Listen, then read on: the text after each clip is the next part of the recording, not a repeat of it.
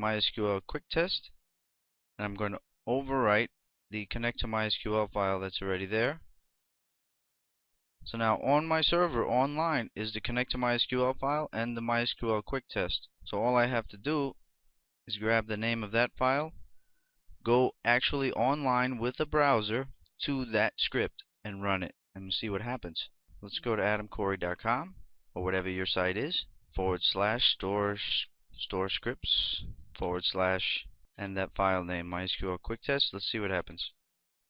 Success in database connection, happy coding. That's what you should get. If you don't get that and you get some kind of error output that's generated from the MySQL connection file, then you'll know you have problems with some kind of data that you put into the connection file is not correct, or your database wasn't created before you tried to run this file or something.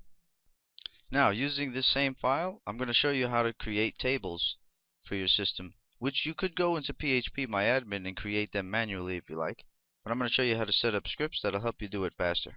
So let's take MySQL quick test, file, save as. Actually, we're going to delete MySQL quick test off of the server right now. You don't want that hanging around, you don't need it anymore. Now this one we're going to save as create, generate the admin table inside of the new database.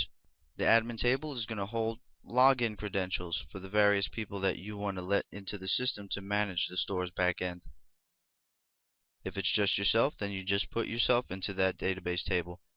If it's multiple people, you put them all in. Now let's just get rid of this. Make sure we keep connect to MySQL there.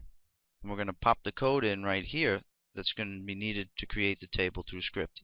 Okay, now before I explain this piece of script, I'm going to test it very quickly and make sure it works before I start explaining it, because after I explain it, if I go and test it and it doesn't work, I'll feel like a nincompoop.